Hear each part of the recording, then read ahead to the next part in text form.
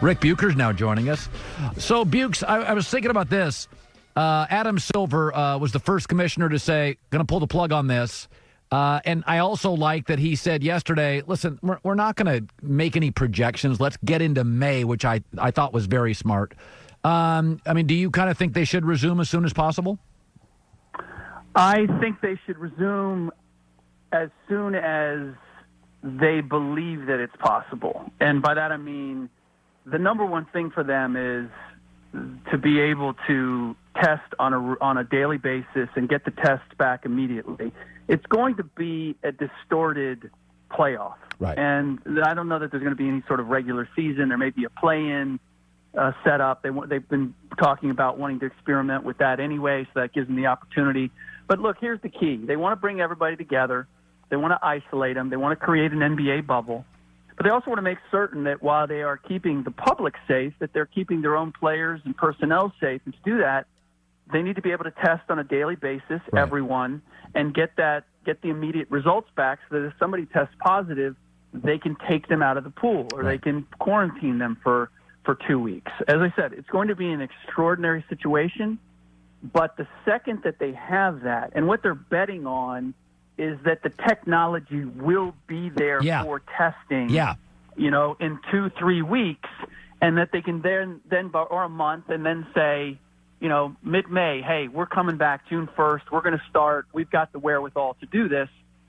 And then it's a matter of convincing. Actually, it's not. It's utilizing their monetary leverage over the players to get them to do it because they are going to be carrying the most risk. How much does Silver need the backing of his star players? Actually, it's a difficult situation because in this case, the star players have the least to lose.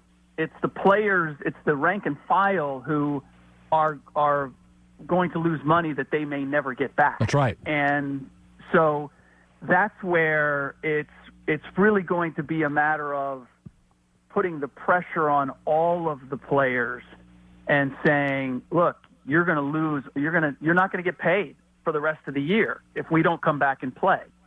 The reason that it's a high risk for them is not just the potential of getting the virus, but it's you're going straight into the playoffs. The injury risk factor is going to be enormous, and you're going to be playing under very unusual circumstances. You're probably going to have to separate everybody from their families for 4 to 8 weeks. The players will have to make the greatest sacrifice, no question about it. But the owners in the league have the leverage of saying, you guys could miss as much as, based on if they're paid over a 12-month basis, you guys could be missing a third of your normal paycheck and annual paycheck.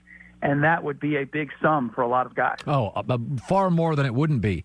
By the way, I think I talked to Doug Gottlieb on the phone at home the other day, and I said, I'm LeBron James. I'm in my 17th year. I'm having an MVP season. My roster is just going to get older. I don't know how many more great years I have. I think LeBron wants to play, but I've heard you disagree with that.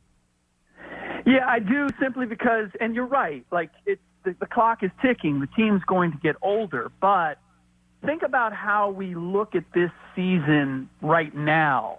LeBron is the MVP. LeBron has the Lakers first in the Western Conference.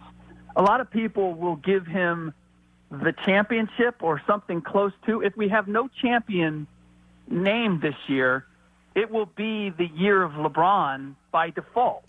Now, if they come back and play, he's at a major disadvantage, and it's not because there won't be fans in the building. Nobody's going to have fans rooting for him. No, there's not going to be any home court advantage.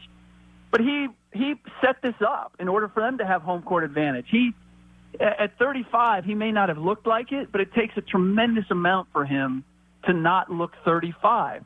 He looks across the way and he's looking at Kawhi Leonard and Paul George and Giannis Antetokounmpo, all these guys in their 20s, and he's saying, okay, wait a minute, we got 2 to 4 weeks to get ready, and then we're going to play playoff basketball. I'm 35.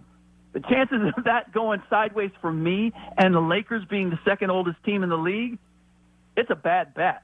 So, and again, I say all this based on listening to the podcast with Richard Jefferson and Channing Frye, in which they brought up all these things, and it was LeBron who just came up with one reason after another why he wouldn't want to play under the terms of what they're going to have to play under. So this isn't mind reading as much as it is if he had said, look, we're first, we got home court, we've done all this. I've done all this. I want to finish this.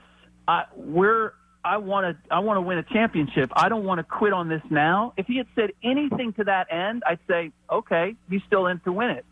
Everything I heard was, this is a bad bet for me. Yeah. Oh, is the NBA, 3 minutes left, NBA, are they pretty comfortable if they do restart it? Let's say they have a 15-day camp. Would they just go right into the playoffs? Makes sense to me. Yeah, I could see them trying to have some sort of a play-in game or play-in series where you take, whether it's the 8th and the 9th, or you take the 7th, 8th, 9th, and 10th and play for those last two spots. I think they would love to set up something like that. They've wanted to experiment with that anyway. But in terms of having regular season games, look, the reality is teams that aren't in the playoff picture right now or close to it, I can't imagine that any of those guys are thinking that the Knicks and the Warriors are not thinking we're going to resume our season. And so how you would have any sort of regular season games, I think would be a challenge. Do you think there'll be a big pushback from the media? Media generally likes the underdog. The NBA is the underdog to the NFL. What if they start back in 5-6 weeks? Any media pushback on certainly not going to hurt Trump if the economy comes back? Honestly, I think about stuff like that. Will they take heat from the media if they come back and a player gets sick?